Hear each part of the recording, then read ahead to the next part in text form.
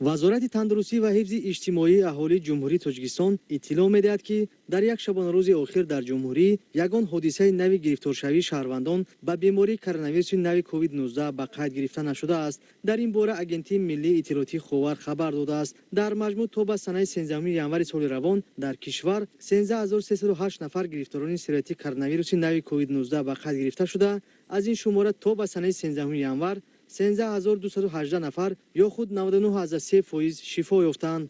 ба иттилои мавҷуда санаи 3 декабри соли 2020 охирин гирифторони бемории COVID-19 ки дар беморхона тавбат мегирифтанд, пас аз шифо ёфтан ба хонаҳояшон рухсат дода шуданд.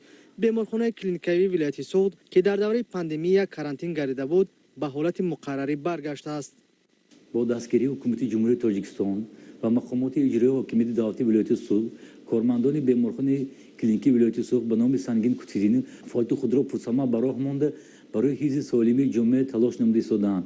از سنه 23 دکبر 2020 سال یک قسم بیمارخانه بلاک ب به فعالیت مقرری برگشت. در عین حال در بیمارخانه 240 نفر بیماران بستری میباشند.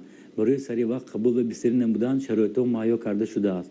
وقت آخر با التهاب شدید شوش در بیمارخانه بیماران بستری نشدند. дар беморхонаи мазкур барои қабул ва бистарӣ намудани беморон шароити зарурӣ муҳайё карда шудааст. масъулини маркази назорати давлатии санитарию эпидемиологӣ мегӯянд, ки баъди омӯзиши пурра ва иҷрои талаботҳои гузошташуда, ҳамзамон ислоҳи камбудиҳо, блоки б беморхонаи клиникавии вилояти Суғд бештар аз 20 рӯз мешавад, ки фаъолият дорад ва ба аҳолӣ хизмати тиббӣ мерасонад. бино ба гуфти мутахассисон, новобаста аз коҳиш ёфтани сироятёбии бемории COVID-19 ва мӯътадил гардидани вазъи эпидемиологӣ дар беморхонаи мазкур бояд тамоми талаботҳои беҳдоштӣ риоя карда шавад. ин тадбири муҳим ба хотири ҳифзи солимии ҷомеа ва дубора хуруҷ накардани бемории коронавирус амалӣ мегардад.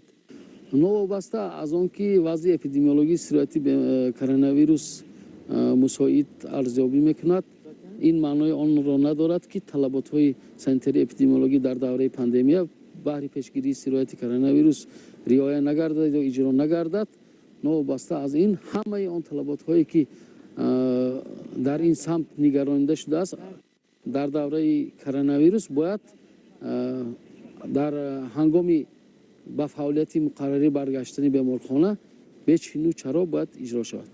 ба қайд гирифта нашудани бемории коронавирус дар мамлакат давоми чанд рӯзи охир боиси хурсандӣ аст, аммо шаҳрвандонро зарур аст, ки тавсияи табибонро дуруст дарк намуда, реҷаи ниқобӣ ва фосилаи иҷтимоиро қатъиян риоя намоянд, зеро дар бархе аз кишварҳои ҷаҳон бемории коронавирус бо штампи нав хуруҷ намуда, боиси нигарониҳои ҷомеаи ҷаҳонӣ гардааст. ҳукумати ҷумҳурии Тоҷикистон аз рӯзҳои аввали пайдоиши бемории коронавирус тадбирҳои зарурӣ андешида, барои ҳифзи солимии ҷомеа тамоми кӯшишҳоро равона намуд. тоҷикистон дар қатори дигар кишварҳои сайёра бар зидди ҳама гуна бемориҳои сироятӣ аз ҷумла бемории коронавирус, ки имрӯз вабои аср ном мебаранд, мубориза мебарад. дар ин ҷода ҳар нафар бояд масъулият ҳис намуда, барои муҳофизати худу атрофиён аз сари эҳтиёт кор бигирад. гузориши Субҳиддини Шаҳобиддин, Илҳом Фозилов ва Салим